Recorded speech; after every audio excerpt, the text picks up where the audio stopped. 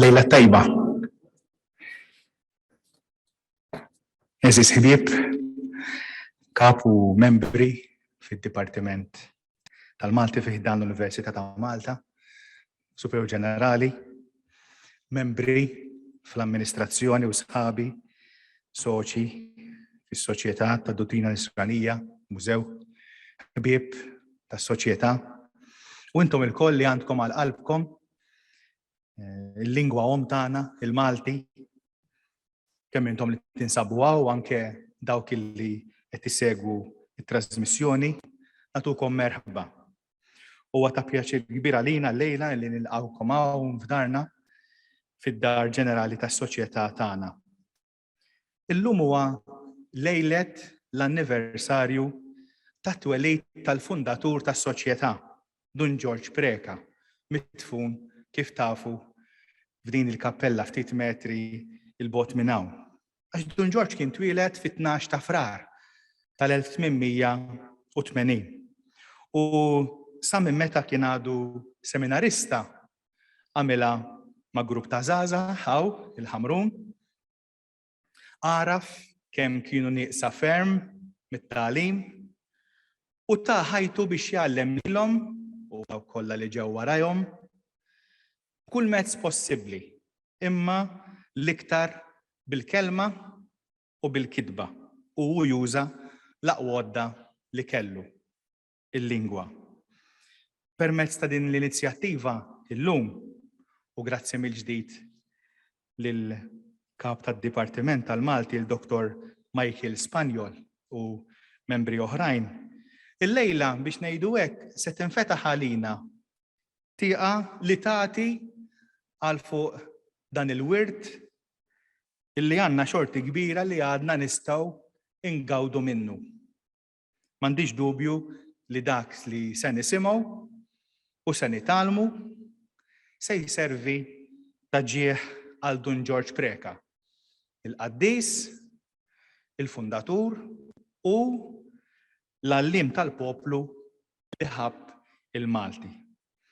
Se nħalli issa fidejn Dr. Michael Spanjol biex jintroduċi l-konferenza tal-lejla, kemm kellim nistieden ħabib kbir u antik tagħna imma qatt qadim, u t-tema ta' dak li jogħġbu jaqsam magħna l-lejla. Fidej Dr. Spanjol.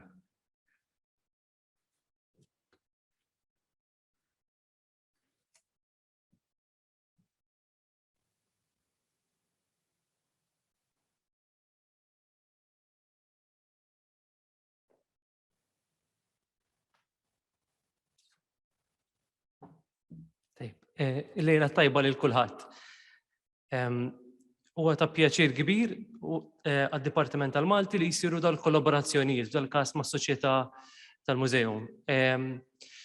Dwar Dun George, jekk tippermettu li jinsejħlu Dun George.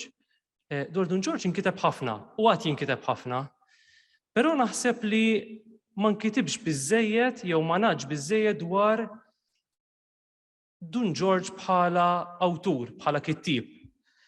U dan qed ngħidu mhux biss għax Dun George huwa wieħed mill-iktar awturi prolifiċi sewwa fix-xena lokali, imma qed ngħidu qabel xejn għax Dun George kellu s-seta tal-lingwa.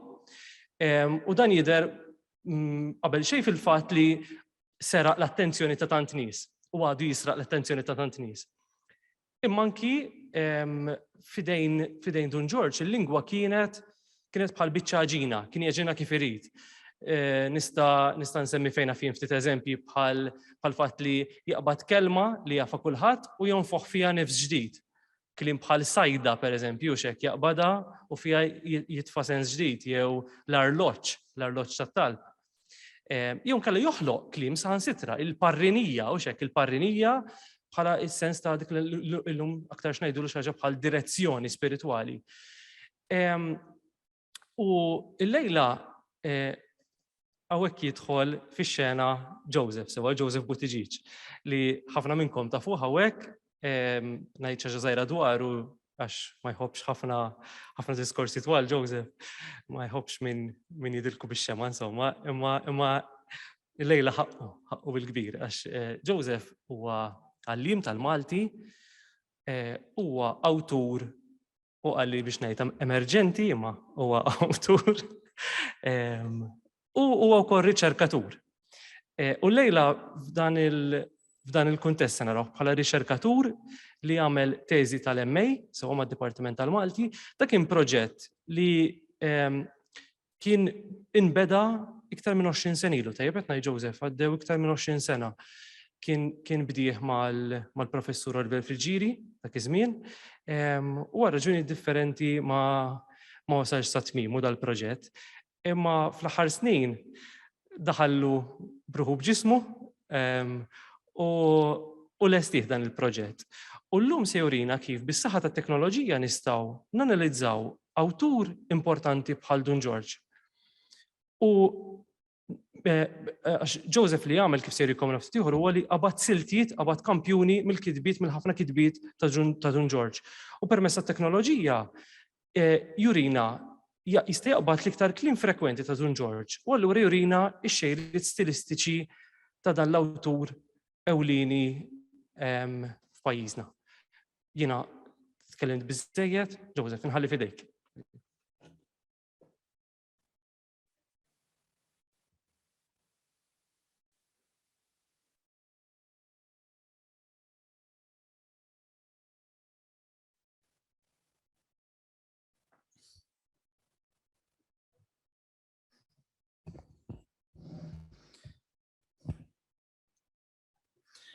Nselmilkom, kif diġà smajtu, illejla se naqsmu ftit riflessjonijiet fuq riċerka li għamilt dwar il-kitbiet ta' Dun George. U semmejtu Dun George żarmat fi kliem li se naqsam magħkom illejla. Għax letteralment dan l-istudju, din ir-riċerka kienet tirrikjedi illi il-kitbiet ta' Dun George żarmati, kelma. Meta konna żaru konna naqalaw xi ġugarell wara li nkunu fraħna bih, ġieli kien jispiċċa żarmat. Ġieli kien jirnexxielna nerġgħu narmawh, ġieli kien jifdlilna xi ġiex biċċiet żejda wkoll wara li nkunu lestejna u ġieli baqa' biċċiet ma rġax intrama. Il-vantaġġ ta' meta nżarmaw il-lingwa huwa li nistgħu nżarmawha u nistgħu nerġgħu narmawha. Naraw kif qed taħdem u mbagħad naslu għal stampa aktar ċara milli kellna qabel. Mhux bħal xi ħadd li jieħu oġġett ħaj u iżarmah biex jara kif jaħdem u mbagħad ma jaħdimx iżjed l-oġġett tajjeb il-kreatura li tkun, fil-każ tal-lingwa ma nagħmlux ħsara.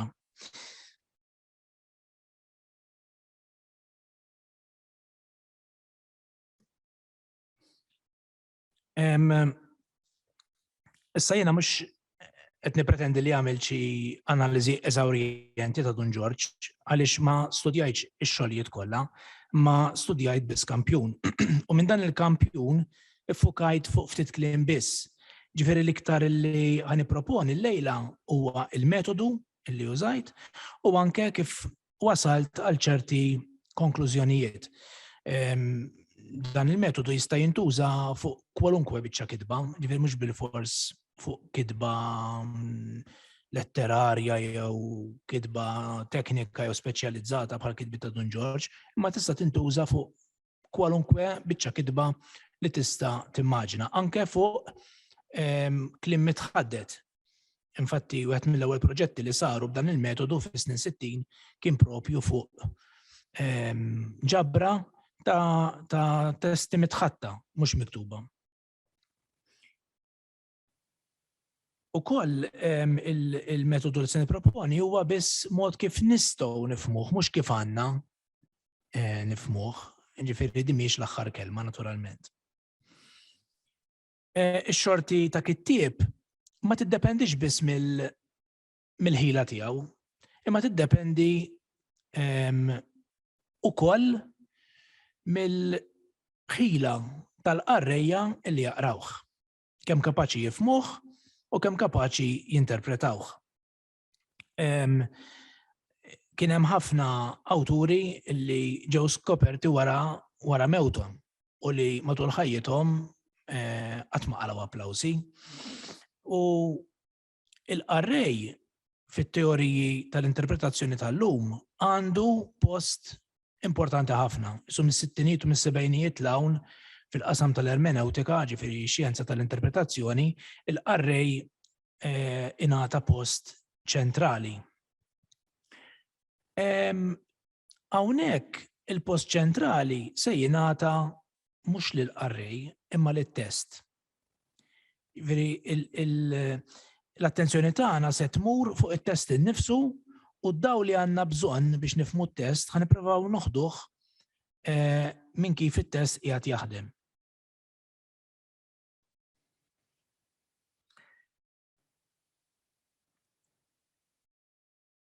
Din tip ta' analiżi mhijiex xi proċess perfett. Ġifieri fih bħala proċess fih in-nuqqasijiet tiegħu. Però jista' jagħti lok għal iktar oġġettività. Meta wieħed jersaq lejn test miktub, jieħu miegħu il-bagoll illi jkollu. Jew il-bagalja li jkollu. Issa mill-esperjenzi li jkollok, mill-istudju li tkun għamilt u minn dak li tkun tallimt, inti se tuża dak kollu biex tinterpreta t-test.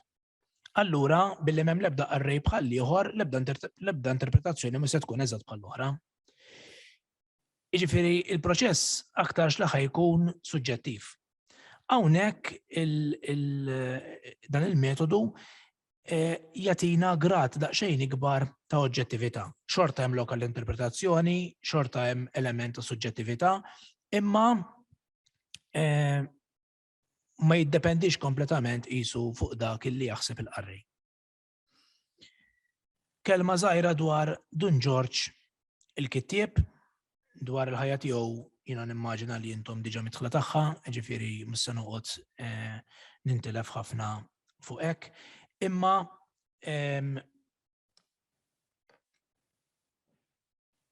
ħanejt xi ħaġa żgħira dwar Dun George il-kittieb.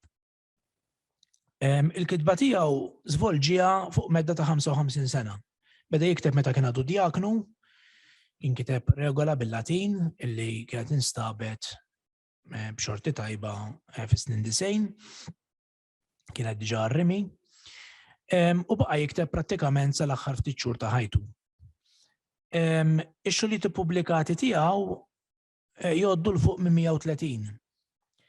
Mhumiex bil-fors kotba voluminużi, ħafna minnhom huma xogħlijiet qosra żgħar, però meta tiġborhom flimkien ituk opra pjuttost kbira u minnha wieħed jista' jislet anke viżjoni ta' ħajja u spiritwalità identifikabbli. Mhix kwistjoni ta' kiteb xi ħaġa l-emmolaw, imma għandek oġġett sħiħ.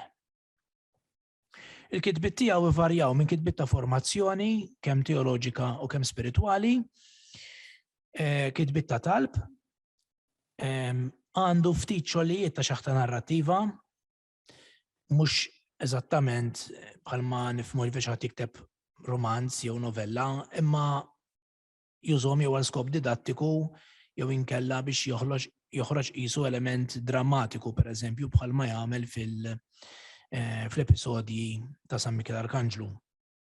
U hemm ukoll aġmieru ta' korrispondenza li kważi hemm biċċiet minnha li ġew pubblikati imma hemm ħafna li qatt iridu jiġu studjati. U ħaġa oħra importanti hija qatt ma kiteb b'ismu. Ġieli kiteb taħt pseudonimu Patri Franku Karmelitan, li kien l-isem li kien bħala terzjarju Karmelitan. Però qatt ma kiteb bl-isem ta' Dun George jew Dun George Preka. Naturalment inti se toħloq problemi għax inti jista' jkollok kotba li ma tkunx tafu mhix tiegħu jew le. U kien hemm kotba li kienu jitfixkluhom, pereżempju bħal ktieb jismu l-Parrinija u l-Monitur illi kienu jaħsbuhom tiegħu xi wħud, però jirriżulta li ma kitibhomx hu imma xi ħadd viċin tiegħu. Is-saħħa ta' dawk li kienu jikkoperaw miegħu fix-xogħol tal-kitba ftit jew wisq ma tantx għandna dubju fuq li huma l-kitbiet tiegħu u li ma le. Anke peress li jeżistu ċerti manuskritti illi juru ix-xogħol ta' min hu.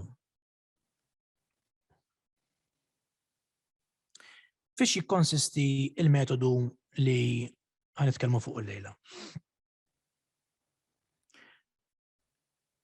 Għandu qisu 5 stadji, 5 tarġiet. L-ewwel tarġa hija l-bini ta' korpus bħala kampjun. Meta ngħidu korpus qegħdin nifhmu issa nidħol fihom waħda daw, qegħdin nifhmu ġabra ta' testi. Jistgħu jkunu testi miktuba, jistgħu jkunu testi mitħatta. Imma għandek ġifieri kampjuni tal-lingwa miġburin flimkien. It-tieni pass kien illi minn dan il-korpus jinħarġu il-keywords, il-kliem muftieħ, jiena sejjaħtlu lessiku essenzjali, ġifieri kliem li jiġbor l-essenza ta' dak illi hemm miktub. Imbagħad għal uħud minn dan il-kliem illi nkunu identifikajna, nanalizzaw il-kollokazzjonijiet tiegħu. Jiġifieri il-ħbieb ta' dan il-kliem. Dan il-kliem ma li ma kliem iħobb joqgħod. U bħalma ngħidu għejdli ma min tagħmilha u ngħidlek x'int, fil-kollokazzjoni xi ħaġa jiġri, ġifieri inti tista' tasal għat-tifsira ta' kelma mill-kumpanija li tagħmilha magħha. Imbagħad minna mill-kollokazzjonijiet naslu għal dik li tissejħ il-prosodija semantika, jiġifieri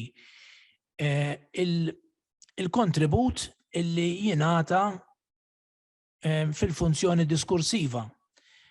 L-attitudni tal-kelliem, il-konnotazzjonijiet tal-kelma u anke l-użu pragmatiku tagħha, ġifieri l-użu ta' dik il-kelma fil-kuntest.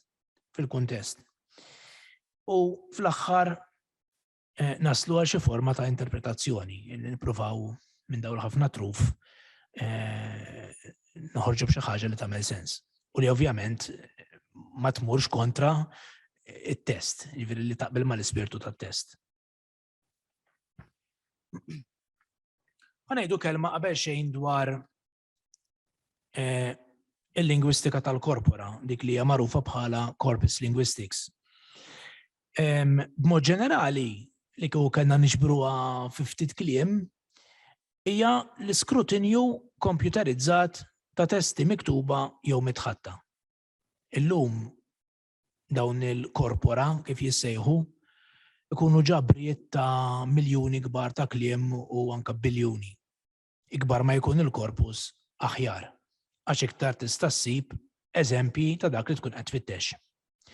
Dawn jintużaw fil-lingwistika biex wieħed jara il-lingwa kif taħdem, mhux kif jaħseb li taħdem, imma kif taħdem.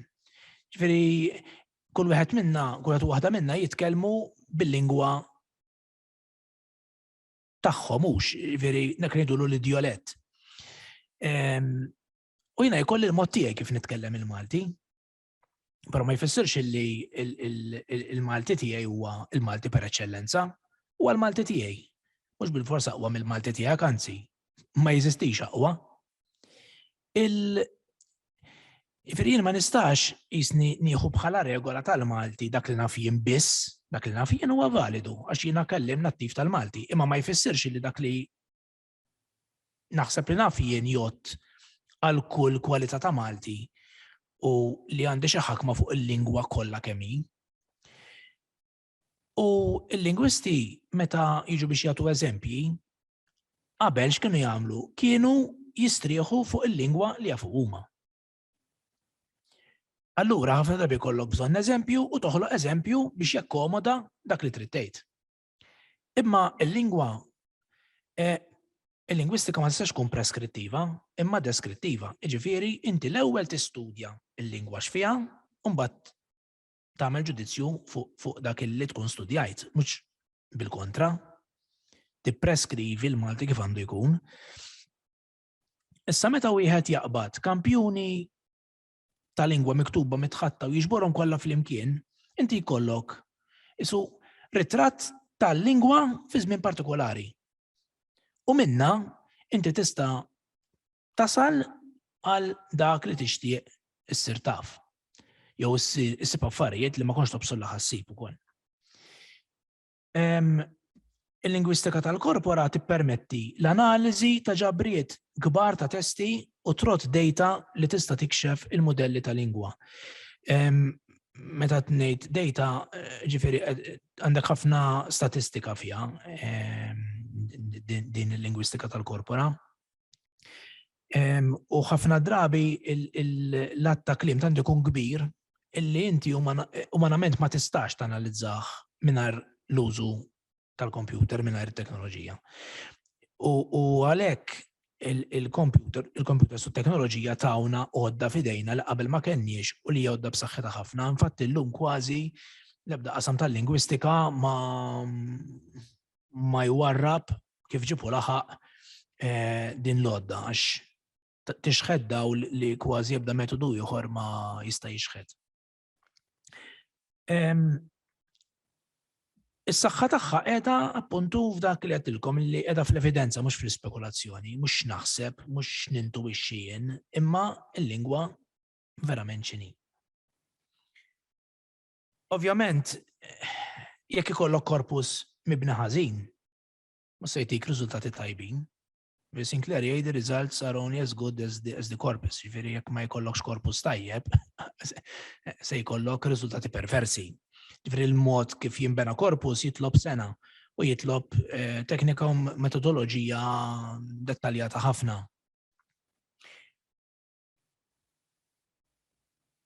Mela korpus huwa kollezzjoni ta' biċċiet ta' lingwa li tintuża bħala kampjun ta' lingwa. Jekk inti qed tagħmel stħarriġ, inti tieħu kampjun ta' nies tajjeb pereżempju tistaqsi lilhom u mbagħad abbażi ta' dak li jgħidu inti qisek tipproġetta riżultat fuq il-popolazzjoni kollha. Bħalissa moda dat tip ta' stħarriġ hekk peress iġej l-elezzjoni. Imma l-istħarriġ se tagħmlu fuq ħafna affarijiet, hawnhekk il-popolazzjoni hija l-lingwa u il-kampjun ikun partijiet tal-lingwa flok nies. Li huma il-kwalitajiet li rid ikollu korpus. Il-lingwa li jkun fih tkun lingwa awtentika. Ġifieri mhux lingwa miktuba apposta, imma tkun lingwa ħajja, maqbuda minn testi miktubin jew mitħatta. Irid ikun elettroniku, jiġifieri jkun kapaċi jinqara minn kompjuter. Irid ikun kbir, tilkom ġifieri l-ewwel korpus kien il-Brown Corpus li kien jgħod 1,000,000 kelma. U 1,000,000 kelma dak iż-żmien bil-computers mainframe kienet xi ħaġa kbira, fenomenali. Imma llum 1,000,000 kelma jiġi korpus żgħir. Ġifieri llum jekk ma jkunx ta' biljuni ta' kliem kważi ma jkunx korpus ta' stoffa.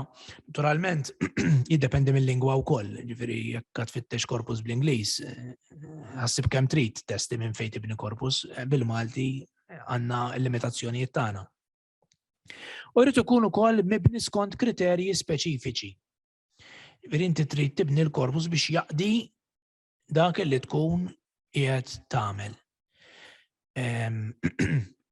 Ġifieri jekk inti trid kampjun pereżempju ta' lingwa ta' żmienna, tittara l-lingwa fil-moqsma tintuża u tipprova tiġbor kampjun minn kull qasam biex kemm jista' jkun ikun veru rappreżentattiv.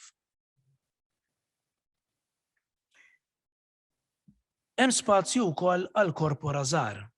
Kif għedtilkom korpus aktar ma jkun kbir aħjar. Però jeżistu korpora żgħar u daw jintużaw normalment jew fuq testi speċjalizzati li jkunu jitrattaw xi qasam partikolari jinnaf teknoloġiku jew mediku jew xi qasam ieħor ta' studju ma jkun speċjalizzat dak m'hemmx fejn jkun kbir ħafna. Korpora ta' lingwi mejtin li ħadd m'għadu jitkellem ma allura m'hemmx ċans illi nespanduhom. U anke xogħlijiet letterarji, ġifieri jekk nieħdu korpus biex xogħlijiet ta' Shakespeare. Shakespeare issa mhux se jikteb iżjed li kiteb bħal Pilatu. Ġifieri jekk tagħmel korpus biex xogħlijiet ta' Shakespeare, ta' fejn jibda u ta' fejn jispiċċa, ma tistax tespandih. Il-korpus George Preka li użajt biex għamilt l-analiżi imbena fuq il-linji ta' korpus żgħir. Biex intikom idea, ġifieri qabel il-korpora żgħar kienu jkunu qisu bejn qisu milaħqu xi 200,000 kelma. Illum korpus illi ma jilħaqx qisu l-biljun kelma kważi jitqies bħala korpus żgħir, imma għal-finijiet tagħna dan kien biżżejjed jew jaqdina. Mela, il-korpus George Preka huwa ġabra ta' 25 test li bejniethom iġibu 288,972 kelma. 25 test ifisser li mhuwiex ix-xogħol kollu ta' Dun George. Li kieku kellna xogħlijiet ta' Dun George kollha diġà komputerizzati, ma konx nieħu kampjun, imma kont nieħu xogħlijiet kollha. Imma ma kenniex dik il-faċilità. U dana ġbartu skont żewġ kriterji. Skont iż-żmien tal-kitba biex naċċerta li ikun hemm qisu rappreżentanza minn kull fażi tal-karriera tal-kitba tiegħu. U skont il-ġeneru. Il-korrespondenza ma qestiex u tajt barra dawk ix-xogħlijiet li mhumiex ippubblikati. Ġifieri minn dawk il-130 jew 135 li semmejt. Dan ovvjament kien jinvolvi li inħares lejn il-xogħlijiet kollha tiegħu. Mxejt mal-listi li jagħtu John Formosa u Natalino Camilleri. U għamiltom kollha fejn xulxin u bdejt nara ma' liema kategorija jaqgħu. Allora l-ewwel samtom skont il-ġeneru, samtom fit-tlieta, formazzjoni, talb u narrattiva. U mbagħad ikklassifikajthom skont iż-żmien samtom deċenju, li baqgħet isu mill-1910 sal-1919, mill-20 sal-29 u bqajt sejjer hekk. U mbagħad meta bnejtu rajt li kolli f'kull deċenju kemm jista' jkun rappreżentanza mill-żewġ tipi ewlenin, ġifieri mill-formazzjoni u t-talb. Għaliex test narrattiv daħħalt wieħed biss peress li ftit li xejn kiteb xogħlijiet narrattivi. Ix-xogħlijiet ta' formazzjoni hekk hemm żball mhux 25 test imma 15 naħseb ridu jiġu. 15 il-test li bejnietom iġibu 237,520 kelma, 9 testi ta' talb, 47,300 xi ħaġa, u test wieħed narrattiv ta' 4,000 kelma. Ibda kif bnejt dan il-korpus, dan naturalment kien jirrikjedi li jew tittajpja x-xogħlijiet, sewwa jew inkella jekk ikun diġà ttajpjati toqgħod tqabbilhom mal-ewwel edizzjonijiet biex tara kemm jista' jkun tmur għall-aktar verżjoni bikrija. Xogħol li jieħu ħafna ħin. Issa kif naslu għall-lessiku essenzjali, ġifieri għall-keywords. Xi jitqies bħala lessiku essenzjali huwa dak il-kliem illi jiġbor fih il-qofol ta' test jew ta' testi u li jkun statistikament sinifikanti. Ġifieri li jissemma ħafna. Issa ikun hemm kliem jissemma ħafna imma ma jkunx sinifikanti. Ġifieri inti kif se tasal għal konklużjoni li dan sinifikanti jew le. Hemm metodu li ħan niddiskrivuh. Fil-lingwistika tal-korpora, meta ngħidu lessiku essenzjali nkunu qed immorru iktar għat-tieni kriterju, ġifieri li ikun statistikament sinifikanti. Mhux aħna niddeċiedu li ma kliem huwa jirrappreżenta l-qofol, imma mid-data l-ewwel id-data mbagħad nimxu minn hemm.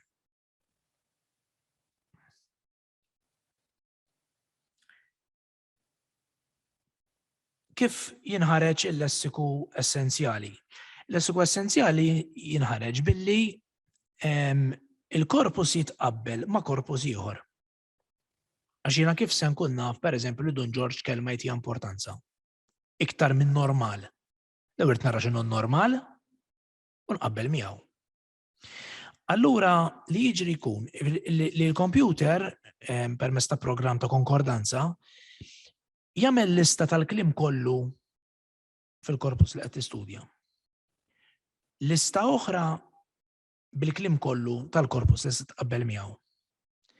Imbagħad għal kull kelma jara kemm hija frekwenti ras għal ras, pereżempju għal kull biljun kelma biex iqablu fuq l-istess livell sewwa ras għal ġifieri like with like, u dak il-kliem illi fil-korpus li qed tistudja jirriżulta iktar frekwenti milli fil-korpus ieħor ikun jew jitqies lessiku essenzjali. Issa, il-vantaġġi ta' dal-metodu x'inhuma? Dal-kliem huwa an enabling device, jiġifieri huwa għodda li se tagħtik ċertu potenzjal. Okay? Imma hija għodda, ma ntuħux pis iktar minn għodda. Jiggarantixxi aktar oġġettività, għax minn xed tiddeċidi inti li huwa l-kliem, u naturalment ħajinkixef kliem illi inti ma kontx tobsor illi huwa importanti. Per eżempju, fil-mużew dejjem tisma' Don George kien jagħti ħafna importanza l-intenzjoni retta. Ma tfittixt l-intenzjoni retta, ma sibtix ħafna l fuq. Mhux għax mhux importanti, imma fix-xogħlijiet illi inkludejt jien mid-dera mhijiex frekwenti daqskemm stennejt. Ġifieri kultant ir-riżultati ħajbidlulek daqsxejn dak li kont taħseb. Għandu limitazzjonijiet. Il-kliem muftieħ, il-kliem essenzjali, huwa biss indikatur ta' kunċetti, mhux tal-kunċetti ta' Don George dal-każ. Għaliex? Għax kieku jiena qabbilt lil Don George ma' korpus ta' referenza ieħor, flok dak li użajt, il-lista tal-lessiku essenzjali kienet tkun differenti. Għax hija kwistjoni statistika din u ta' matematika. Il-computer mhux se joqgħod jgħid tara dil-kelma vera importanti jentella wana għal fuq. Fida ħajqabbel in-numri u jtik ir-riżultati. Għandna wkoll li keywords are pointers, that is all. Ħajindikawlek, imma mhux ħajtuk l-għaliex. Fil-fatt dal-kliem jurina x'inhu importanti imma ma jgħidilniex għala. U mbagħad hawnhekk jidħol ix-xogħol ta' min qed jirriċerka li jrid jinterpreta dawk ir-riżultati. Mela, kif jinstab il-lessiku essenzjali, kif għedna jintażel skont il-frekwenza relattiva, billi l-korpus jitqabbel ma' korpus ta' referenza. Din hija sistema msejsa fuq id-differenzi. Ġifieri x-xebħ ma jingħatax importanza b'din is-sistema, imma dak li huwa differenti jitla' l fuq. U qed irid jagħti każ ukoll tar-rata tad-dispersjoni tal-kliem, x'jiġifieri. Inti jista' jkollok minn 25 test, ikollok test wieħed pereżempju fuq il-frifet u dak li frifet ma jsemmix. U mbagħad tgħid l-aħwar kelma frifet kemm importanti. Imma mbagħad jekk taqtabar dak it-test ma jerġgħux jissemmew. Mela allura dik il-kelma mhijiex vera kelma essenzjali. Fil-wieħed ma rridx ħares biss lejn kemm tissemma ma wkoll fejn u kemm hija mifruxa. U din tiffoka fuq differenzi lessikali, imma mbagħad kif qed tintuża l-kelma tittara inti. Jiġifieri jekk pereżempju Don George juża l-kelma waħdu brata pjuttost għolja, kelma waħdu mhix xi kelma li ma tintużax, ma Don George juża fis-sens ta' esklusività. Pereżempju Alla waħdu tajjeb, Alla biss tajjeb, mhux waħdu ġifieri ma wħadd ma ġenbu. Ġifieri ma tittara fil-kuntest kif qed tintuża mhux inbilli tara waħdu. F'dan il-rigward l-għażla tal-korpus ta' referenza hija għażla kruċjali, minna jiddependi ħafna, però bħalma jiġri ħafna drabi jkollok tmur għal soluzzjonijiet pragmatiċi. Għax biex tibni korpus, jekk ma ssibux lest, veri ħol xarek uġib iż-żejt, għandek biċċa xogħol kbira ħafna. Il-korpus George Breca tqabbel mal-korpus tal-MLRS. Mhux l-aħħar verżjoni, imma il-verżjoni li kien hemm li sibt fl-Sketch Engine, li hija l-pjattaforma li użajt għall-analiżi. Issa dan huwa korpus ngħidulu ta' konvenjenza jew opportunistiku, ġifieri fih ġabru li sabu u li sabu online. U online sabu ħafna testi legali jew diskorsi tal-Parlament. Allura, naturalment, korpus bħal dan mhux se jkun kampjun tal-Malti tal-lum, imma ħajkun korpus ftit zbilanċjat tal-Malti tal-lum. Tajjeb, kieku jkollu kontenuti kbar letterarju ngħidu aħna, il-bilanċ ħajkun naqra aħjar. Però huwa korpus kbir, inti l-korpus ta' referenza li jkollok bżonn irid ikun tal-inqas 5 darbiet ikbar dak li għandek. U dan kien insomma ma nafx kemm il-darbi kbar fuq 130 darba għandu jkun ikbar, ġifieri minn daqshekk kien jgħaddi. Mhuwiex korpus ħażin, huwa korpus validu ovvjament, imma wieħed trid ikun konxu wkoll tal-limitazzjonijiet tiegħu. Kif għedtilkom hija għażla metodoloġikament valida, imma kienet iddettata xi ftit mill-pragmatiżmu, ġifieri ma stajtx nagħmel mod ieħor, ma jkollokx minn fejn tagħżel tissib raġunijiet li juru li għażla tajba xorta, imma ma tantx ikollok fejn iddur. Issa, il-proċess tal-analiżi fiex kien jikkonsisti. Għall-analiżi ntużaw żewġ programmi, anzi pjattaforma li hija l-Sketch Engine u il-Lanxbox 6.0 tal-Università ta' Lancaster. Dawn għandhom ftit jew l-istess funzjonijiet. Jiena straħt l-iktar fuq l-Sketch Engine u użajt il-Lanxbox biex nistudja il-għaniqiet tal-kliem u biex nistudja d-dispersjoni. L-analiżi kienet tinvolvi ħarsa mill-qrib lejn il-kollokazzjoni ta' 7 kelmiet essenzjali. Ġifieri jiena mill-lista ta' 500 kelma illi ħriġt mix-xogħlijiet ta' Don George, qabadt 7. 7 li kienu minn ta' quddiem fil-lista. Ma qbadx l-ewwel 7, imma 7 minn tal-bidu, għax provajt inħallat ftit il-beja. U studijajt il-kollokazzjonijiet tagħhom, il-kliem li ġifieri jħobb joqgħod ma' dawn il-keywords biex nasal għal prosodija semantika. Ħanejdu kelma fuq x'inhi kollokazzjoni. Il-kollokazzjoni hija fenomenu fil-lingwa li ma nkunux konxji tiegħu, imma huwa fenomenu li nużaw ħin kollu forsi mingħajr ma nafu. Huwa l-fenomenu ta' kif il-kliem f'lingwa ifittex lil xi b'mod kważi prevedibbli. Isek tkun taf x'ġej. Fil-fatt J.R. Firth jgħid illi you shall know a word by the company it keeps. Ma minn rajtek xabbaħtek jew għejdli ma minn tagħmel hawn ngħidlek x'int. X'inhu huma l-karatteristiċi tal-kollokazzjoni? Huma dawn nara, il-kookkorrenza, jiġifieri żewġ kelmiet jikkollokaw jekk issibhom flimkien. Dak l-ewwel kriterju. It-tieni mhux li jkunu flimkien, imma li jkunu flimkien b'mod frekwenti u frekwenti iktar milli wieħed jistenna. U t-tielet l-esklusività. Li xi drabi dawn tant iħobbu jqogħdu flimkien li ma jħallu l-ħadd iżjed joqgħodihom. Veri jqogħdu huma biss. Ukoll Għal-finijiet tal-istudju li għamilt, wieħed ħares ukoll il-konnettività bejn il-kollokati individwali, jiġifieri meta kelma tħares lejn il-kliem li joqgħod magħha. Dan il-kliem x'relazzjoni għandu waħda mal-oħra? Pereżempju, għalfejn meta ngħidu ħanieħu bela dejjem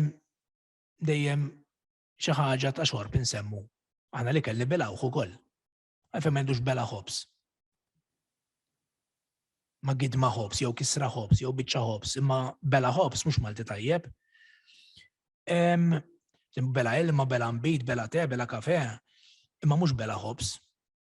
Ġifieri it-tifsira tal-kelma bela fil-waqt li tfisser tibla xi ħaġa, ma tistax tibla kwalunkwe ħaġa fil-Malti, imma affarijiet li jinxtorbu mhux li jittieklu. Meta nkunu qegħdin nitkellmu b'din l-espressjoni, dan huwa eżempju ta' kollokazzjoni fil-prattika. Fil-qosor, il-kookkorrenza hija l-kookkorrenza statistikament frekwenti ta' żewġ elementi lessikali jew iktar, ta' żewġ kelmiet jew iktar, b'mod tali li r-rabta kollokattiva ta' bejniethom issir prevedibbli. Issa f'dan l-istudju ma ġietx ikkonsidrata l-kollokazzjoni frażjoloġika, li ma għax nistudja l-idjomi jew frażijiet sħaħ, imma ħarist biss lejn sempliċement il-kliem kif joqgħod flimkien. Għaliex għat-tip ta' studju li għamilt din ma kienet tiswieli kważi xejn.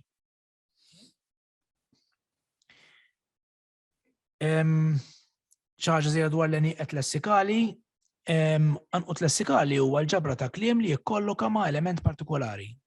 Immaġinaw inti għandek kelma fin-nofs. U ħataqbad 5 kelmiet qabelha u 5 kelmiet warajha. Tan-nofs hija n-node, sewwa n-nodu. L-oħrajn huma l-kollokati tagħha. Issa dak il-kliem li jidher ħafna f'dak il-bracket hemmhekk, f'dik il-marġni bejn -5 u +5 biex niftehmu, dawk ħajkunu kollokati iktar importanti. U iktar ma jkun viċin il-ċentru, il-kliem, iktar ħajkollu rabta b'saħħitha. Iktar ma jitbiegħed miċ-ċentru, iktar joħroġ il-barra mill-isfera tal-influenza tan-nodu. U l-għanqud lessikali jiddefinixxi t-tifsira lessikali tal-element. Ġifieri inti minn dak kliem tasal għat-tifsira tal-kelma nkunu qegħdin nistudjaw. Pereżempju, ħanieħu l-kelma raba mill-MLRS. Fost il-kollokati issib żewġ tipi ta' kliem. Uċuħ jaħdmu saqwi tomna, bdiewa xogħol xari, inħawi, bali, art.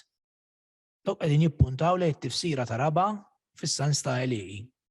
Mek ikollok post, sena, tielet, darba, uffiċjal, konsekuttiva, rebħa 5 goal, distret, et jippontak tal-tifsira ta' raba bħala ir-raba wieħed, sewwa għandi fort. Ġifieri naraw kif il-kollokati ħajxħu dawl fuq it-tifsira tal-kelma. Kelma dwar il-prosodija semantika, qed inħaffef ftit għax ħadni l-ħin. Huwa wieħed mill-livelli ta' tifsir li joħorġu mill-kookkorrenza, ġifieri nistgħu nħarsu lejn diversi saffi ta' tifsir, imma din hija biss wieħed minnhom. Huwa tip ta' tifsir kif qed fil-bidu marbut mal-konnotazzjoni tal-kliem, mat-tifsira pragmatika, ġifieri f'liema kuntest jintuża, u mal-attitudni tal-kelliem u jitkellem. Din tant insab kull imkien illi diffiċli kultant induna biha. Però skont Sinclair din hija waħda mill-iktar affarijiet importanti li tatna il-lingwistika tal-korpora.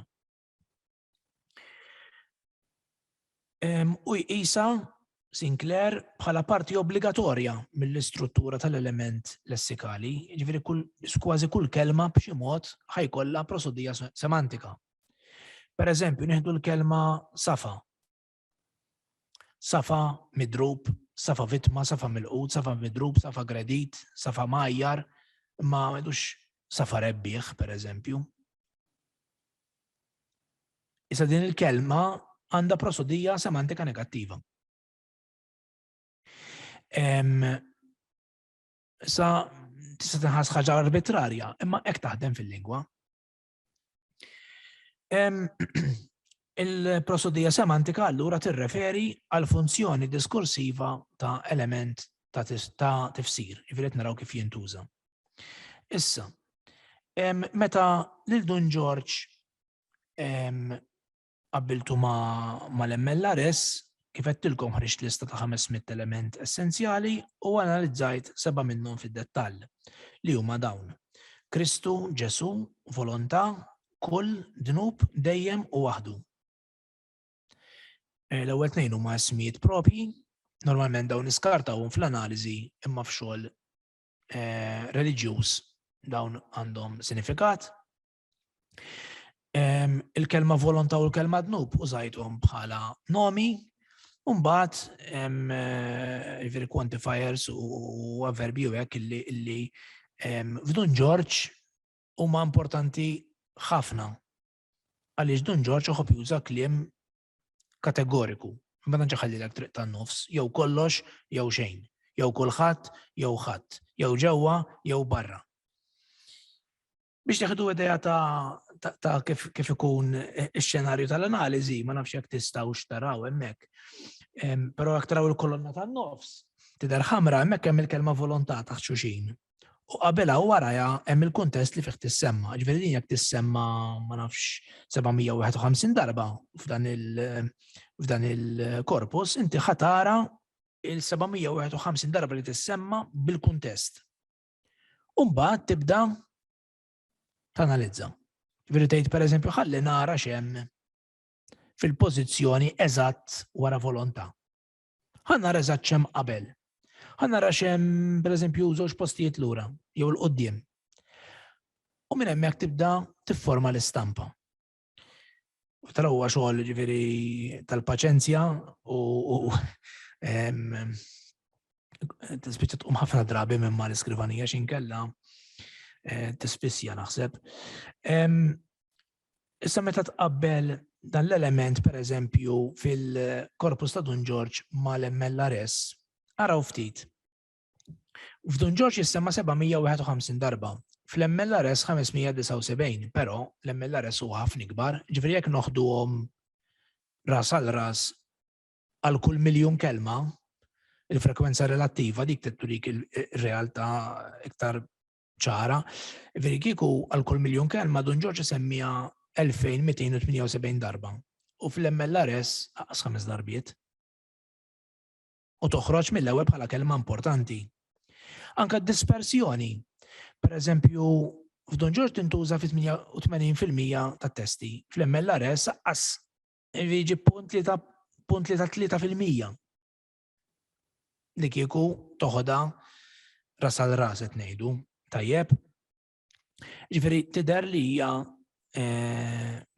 hija element importanti. Interessanti din il-graf. Fin-nofs hemm tikka vjola hemm miktub volontà. U mbagħad fihom ħafna tikek madwar dak huwa kliem illi joqgħod magħha. Iktar mal-kelma tkun viċin in-nofs, iktar tkun kollokat b'saħħtu. Viċin volontà, minn għandu vista tajba ma nafx xi jara, tajjeb hemm miktub volontà ta' apostrofu u Alla. Jiġifieri dawn iż-żewġ kelmiet ta' u Alla issibhom ħafna drabi ma' volontà f'Dun George. Fil-fatt din tissemma ġifieri 293 darba għandha dispersjoni pjuttost għolja wkoll u l-frekwenza relattiva hija għolja ħafna, ġifieri hija frażi li f'Dun George issibha ħafna. Issa, jiena ħarist pereżempju lejn volontà.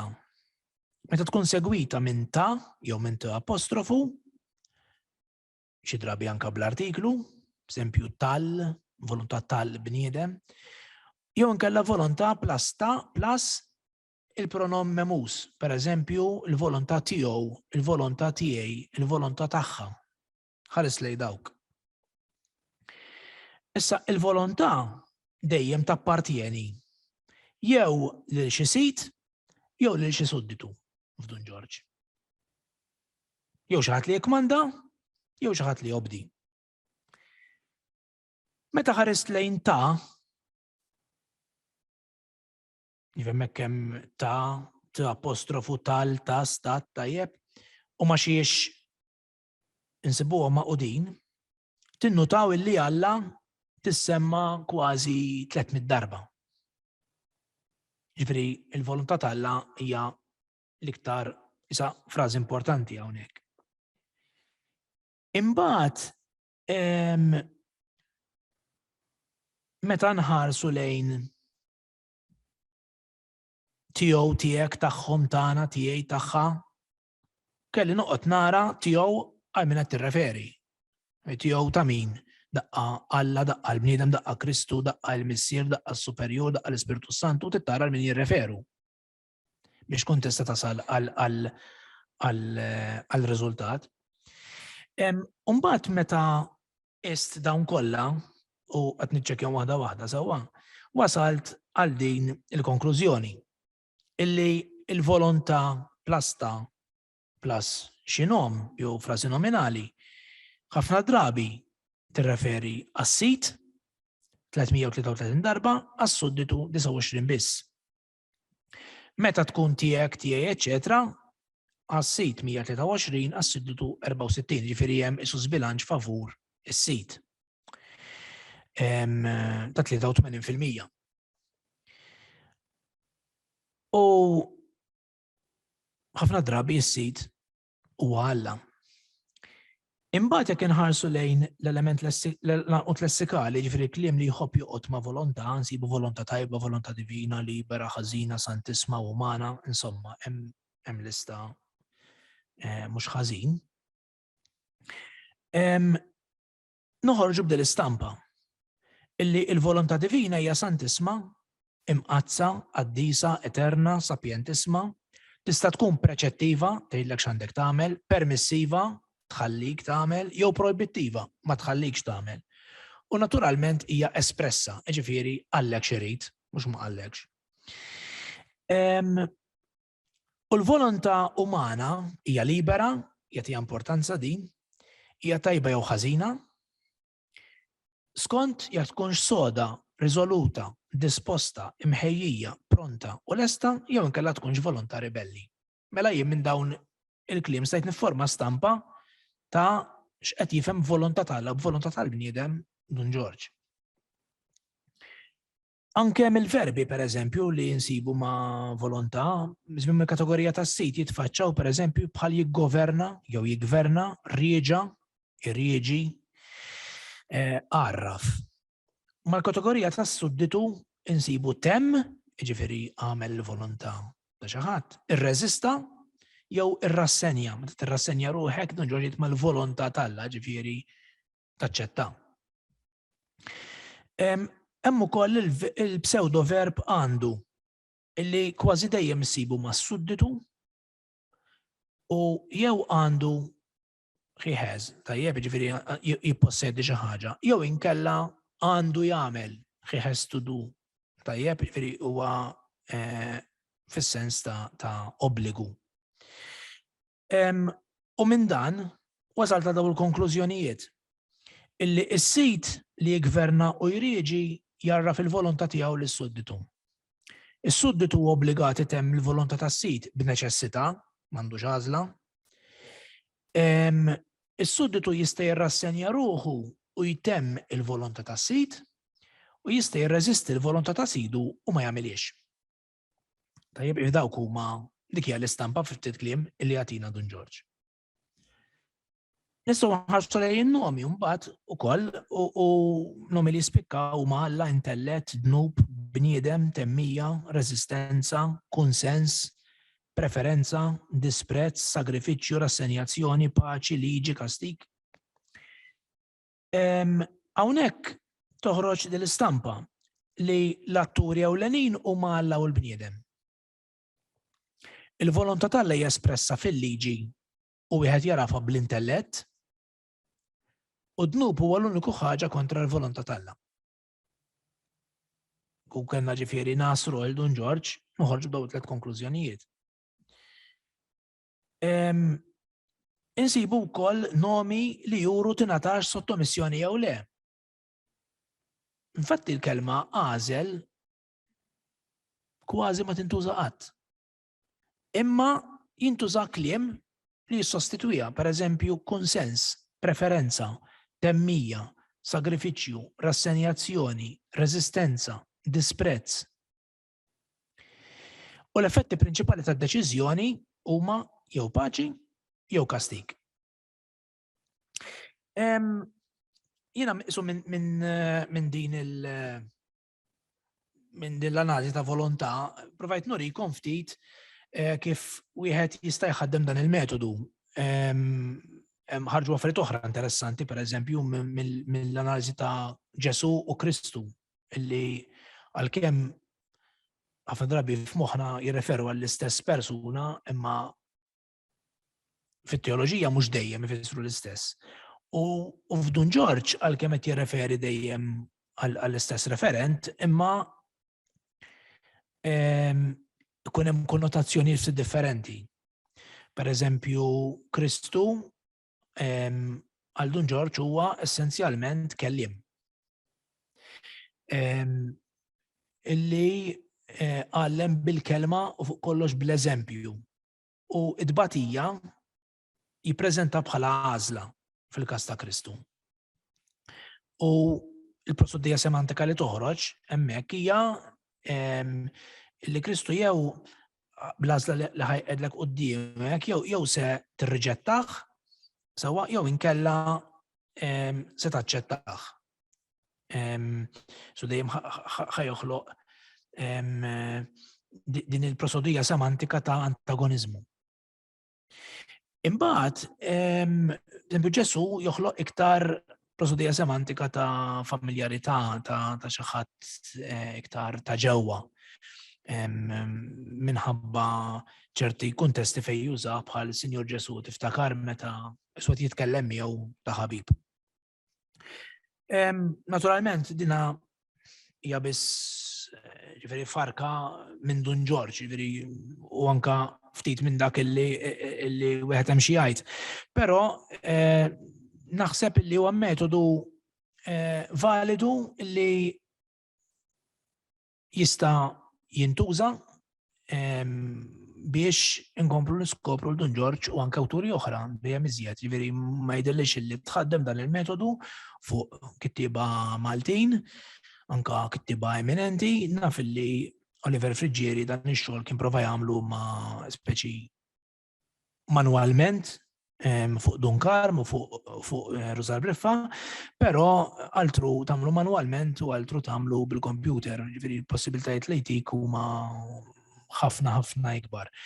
Jiena naħseb illi qed hemm ħafna x'wieħed ħaffer u jistudja fil-kittieba Maltin, inkluż Dun George, u wieħed jittama li bis-saħħa ta' riċerka wieħed jasal għal apprezzamenti kbar ta' dan il-wirt li ħallewna. Li huwa wirt imprezzabbli mhux biss mill-lat spiritwali u reliġjuż li ħafna drabi huwa l-kontesti li fihom jissemma Dun George, imma anke mill-lat ta' kitba tal-Malti li jkollok awtur li kiteb fuq suġġett speċjalizzat fuq din l-iskala, naħseb li jistħoqlu li jiġi rikonoxxut. Grazzi.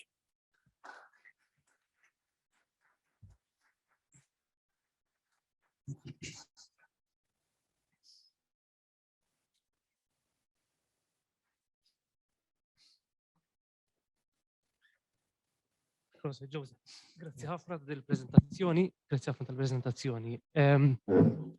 Bek nistħajlek dak il-bidwi li jkun jatfall għata zebbuċ, le jaqbad dak iż-zebbuċ kollu biex minnu jasar grok zejt ta' zebbuċa, le?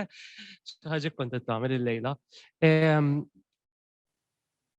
Però ma nixtiex nitkellem jiena, li nisimgħu l-udjenza. Kif se nagħmlu? Naħseb għandna mikrofonu jdur u xekk. Min jixtieq jistaqsi mistoqsija lil Joseph jew jgħaddi kumment, naħseb jista' jolli jdeh jagħmel sinjal u l-ħabib tagħna jiddispjaċini ma nafx jismu ġentilment wassal il-mikrofon.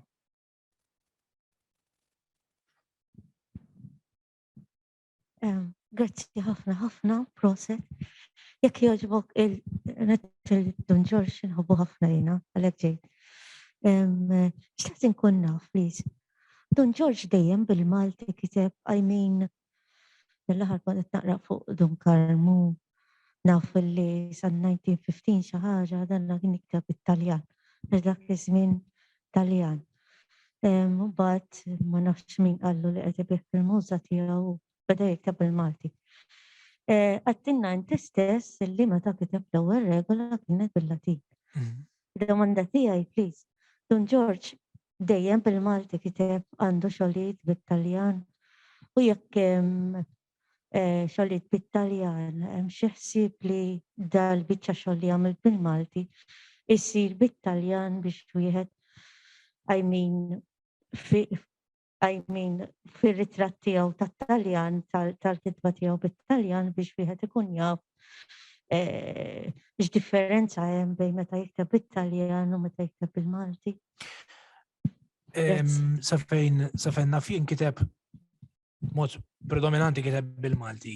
Bil-Latin li kien jikteb pereżempju kiteb xogħlijiet paraliturġiċi, ishom programmi ta' tal biex jintużaw fis-soċjetà tiegħu. U kultant kien ikollu pereżempju ċertu talb jew risposti jew responsorji bil-Latin. Ma jidhirlix li wis xogħlijiet bil-Latin bħal Prekonja naf li inkiteb bil-Latin sa fejn naf jiena u xek. U dik ir-regola Ebtangelorum tal-1905 minn għalija xi ħaġa hekk. Imma sa fejn naf jien iktar li kiteb bil-Malti u xogħli bit-Taljan ma jidhirlix li għandu kien jafu Taljan ovvjament però ma jidhirlix li kiteb xogħli bit-Taljan jien.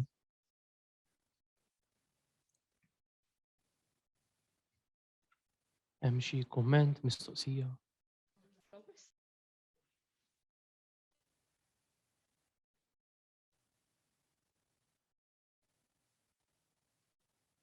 Forsi minn kunsi jitkellem jintroduċi daqsxejn ruħu. Grazzi. Roni Sultana, nirringrazzjak ħafna tal-diskors li għamiltilna vera ħadd pjaċir nisimgħek.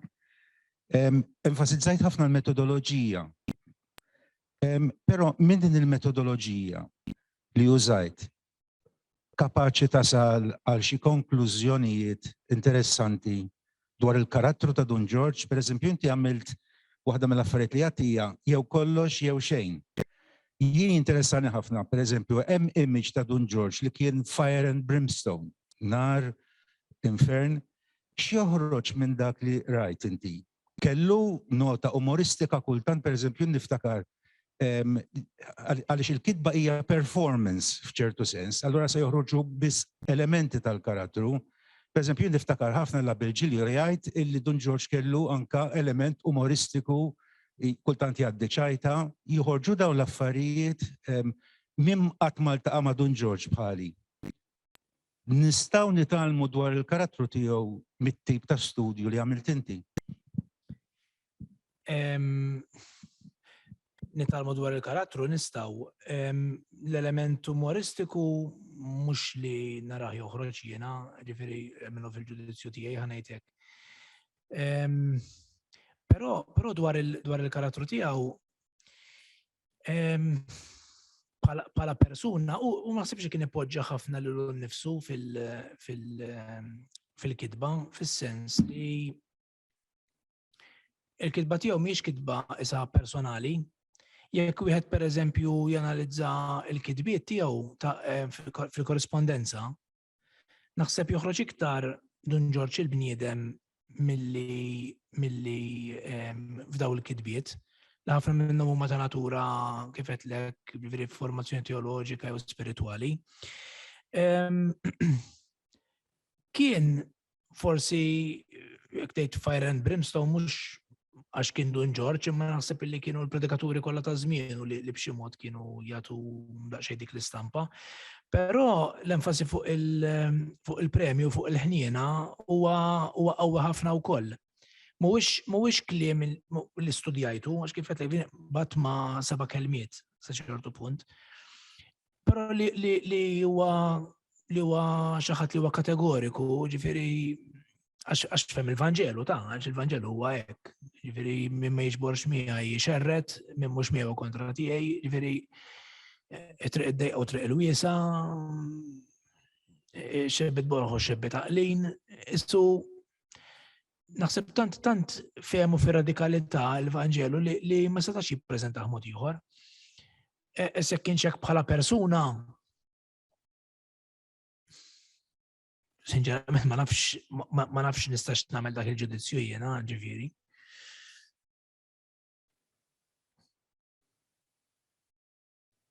Dak il-każ kieku jkun interessanti nistgħu analizzaw it-testi mitkellma, it-taħdid ta' Don George li aktar ikun differenti mill-kitba ta' Don George u xejn. Imma jeżistu wkoll xi recordings għalkemm ma jidhirx ġew studjati s'issa. Ġew traskritti, għandek idea ġew. Ejju, u anke kienu ġew pubblikati nħarġu bħala CD wħud minnhom. Manna li l-professur Grima jixtieq jagħmel. Proset immens tax-xogħol li għamilt fuq kollox apparti tal-preżentazzjoni tal-lejla Joseph. Li rrid insaqsik huwa fuq aspetti li inti ma studjajtux. Imma ovvjament il-xogħlijiet ta' Don George, almenu dawk li kont qed tanalizza tafhom naħseb ftit hawn nies li jafhom daqshekk. Ftit snin ilu Stefano Farrugia għamel teżi tal-masters dwar il-metafora f'Don George. U niftakar li ħareġ aspett kreattiv ħafna. Minn banda hemm din it-tendenza li tkellimt fuqha inti tal-diskors pjuttost ċar, insomma. Le, tal-assolutizmi. Imma mill-banda l-oħra hemm din il-kreattività kbira. Imma mill-istudji li kien għamel Stefano snin ilu, niftakar ukoll li kien hemm ħafna rikorrenza ta' metafori illi ju kien juża biex jgħallem bihom, imma li jien kont narhom kreattivi, speċi jien li naf il-poeżija ta' dak il-perjodu u anki kitbit mhux poetiċi ta' dak il-perjodu, niftakar ċerta kreattività. Anzi ħafna kreattività f'dak u ħafna passjoni ukoll ikolli ngħid dawk il-metafori. Għax għandek xi riflessjonijiet fuq dan l-aspett kreattiv tal-lingwa tiegħu? It-teżi ta' Stefano Farrugia kien dwar is-simboliżmu. U li jkollok metafori rikorrenti hija vera, mhux biss ħarġi mill-istess awtur, imma Don George kellu t-tendenza li jirrepeti. Jiġifieri kultant sul-istess ħaġa ġi jgħidilek kważi kelma b'kelma kultant fi bnadi oħra. Barra minn hekk, jiġifieri jekk inti naf taqra il-qalba tal-kitbiet tiegħu, u mbagħad aktarx li isek lil Don George tkun skoprejtu speċi, mhux għax ma jkunx hemm affarijiet oħra x'tiskopri, imma ħassib kważi frażijiet sħaħ li tgħidha diġà tqajt magħha x'imkien ieħor. L-element kreattiv joħroġ kif dawn l-affarijiet kien jirrepetihom imma b'mod li ma jdejqekx. Jien naf nħobbu nsemmu pereżempju l-Isptar ta' Kristu. Dan li tkellmek fuq il-vizzji, u flok jemmillek, għatilek dal-vizzju hekk u hekk, jgħidlek inti timmaġinak tħalt fl-isptar u jgħidlek x'inhi l-marda tar-ruħ tiegħek. Pereżempju l-marda tal-as, jgħidlek ejja mmorru fis-sala preparata għal dik il-marda. Jgħidlek sala tal-as. Uqgħod attent għal din l-injezzjoni li se nagħmellek kontra din il-marda li u jagħmilha jgħidlek li għandu jgħidlek. U mbagħad fl-aħħar jgħidlu issa ħan tikkaxxa injezzjonijiet, insomma, illum magħha ħan tik ukoll sentenza. Speċi biex tibqa' dik it-toma. U hekk jgħidlu t-tabib u jsejjaħ il-portinar biex waslu sal-bib. Kollha jispiċċaw hekk. Issa fuq las jitkellem nagħti oħra wkoll hu. Imma reġa' poġġielek isu f'kuntest naqa' differenti u il-metafora prinċipali edha ukoll tgħidlek xi ħaġa dwar kif kien ħares lejn Ġesu bħala tabbib tar-ruħ pereżempju. Iveriga minn dak il-lat huwa kreattiv ukoll. Għandu fena l-konvent tal-Kruċjati u l-ġinnazju pereżempju spirituali fejn titgħallem tiġġieled, tillotta kontra jinnaf. Teħil qalb jew xikun, pereżempju, kif tillotta meta tkun ittentat li isu ħajajdlek it-tattika li għandek tuża. Il-veri f'dan is-sens huwa kreattiv ukoll, apparti l-ismijiet tal-kodba u klim li ħoloq, eċetera.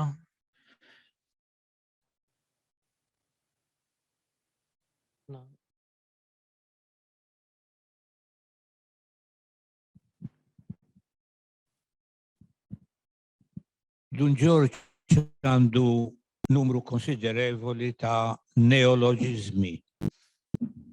Hemm neoloġizmi ta' dawk il-kelmiet illi kienu jeżistu u għadhom. Imma utom semmejthom inti sinifikat partikolari, per eżempju sajda, qasam, għada. Fi żmienu kienu jgħidu seduta, ma kienux jgħidu għada, u minn żmienu issa law, speċjalment fis-soċjetà tal-mużew, meta jgħidu għada, mhux bħal meta ngħidlek oqgħod daqsxejn sew.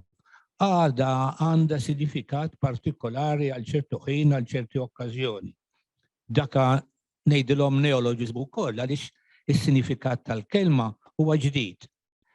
Imbagħad hemm kliem ivvintaħ ma kienx jeżisti, kont se ngħidlek u laqqas qatt ikun jeżisti,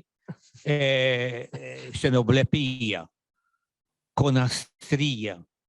Mill-metodi tiegħek ħareġ xi riżultat fuq dawk li ngħidulhom neoloġiżmi għax huma numerevoli f'Dun George, jiena m'għandix idea kemm imma tiltaqa' magħhom ħafna. Le, ngħidlek għala, għax il-kliem li semmejt ħafna minnu huwa kliem li jintuża aktar fl-amministrazzjoni tas-soċjetà u fil-ħajja ta' kuljum tal-oqsma. Studju fuq hekk kien għamlu Roderick Spiteri fil-fatt.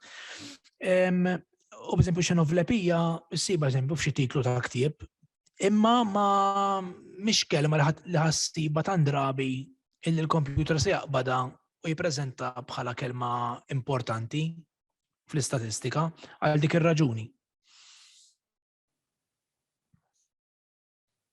Jekk nista' nżid ħaġa żgħira ma' din, il-kliem kollu li ġabar Roderick Spiteri, mela ħammur pass lura, d-Dipartiment tal-Malti jmexxi ħafna teżijiet li jiġbru il-kliem ta' oqsma differenti, ħafna drabi jkunu snajja. Per eżempju, niġbru l-kliem tal-Mastru Daxxa, tal-Iskarpan, ta' min jaħdem il-Bizzilla, eċetera. U kien inġabar il-kliem anki ta' Dun George, sewwa. U issa qiegħed ukoll online. Min rid jista' jidħol fil-portal tad-Dipartiment tal-Malti, malti.mt, u jsib apparti l-kliem tal-ħaddijiet u l-Mastru Daxxa x'naf jien hemm ukoll il-kliem ta' Dun George. Ġifieri fejn naf jien jekk titeb il-kelma arloġġ. Titlalek fis-sens li juża Dun George, li kien juża Dun George fil-kitbiet tiegħu, sewwa. Għamilt reklam żgħira u hekk messaġġ promozzjonali. Għandna xi intervent, xi mistoqsija oħra. Diskussjoni interessanti, insomma, u hekk għandna għaddejja. Li napprezza jiena f'Joseph u li għalkemm is-suġġett huwa tekniku, imma jirnexxielu jwasslu b'mod li jifhmu kulħadd. Forsi għax titkellem dwar Dun George, naħseb u xejn. U wieħed mid-doni ta' Joseph. naħseb nistgħu bil-mod il-mod nagħlqu għax inna dejjem sija u nofs hawnhekk. Naħseb li waħda mix-xewqat ta' Oliver kienet hux li jkun hemm ix-xogħlijiet miġburin ta' Dun George li jinġabru xi darbux. U nisperaw naħseb li din il-ħolma xi darba issir realtà. Naħseb irridu nagħmlu numru ta' ringrazzjamenti, hawnhekk għandi bżonn għajnuna tiegħek sewa Joseph, irridu nirringrazzjaw qabel xejn lis-Soċjetà tal-Mużew u lil-Oliver, lill-Adrian li tana daqqatit mhux ħażin fl-organizzazzjoni u lil Ian Borġ qalu li mhux ta' traffiku, ma Ian Borġ li jena biex nitrasmettu din is-serata u din it-taħdita. Il-min ħallejt barra, Joseph. Min attenda. Iva, ringrazzjaw l-kull. U min segwina mid-daru. Iva, u minna tisegwina, ġdin mbagħad tittella fuq YouTube u tkun aċċessibbli għal min irid u meta jrid. U lilek, Joseph, grazzi kbira ta' dal-istudju. Ringrazzjaw wkoll l-soċjetà u l-Dipartiment tal-Malti ta' din l-opportunità, insomma, li naqsam xi ħaġa mill-sibt, insomma. U mnalla ma tajċ qalbek, Grazzi l-kulħadd, lejla tajba.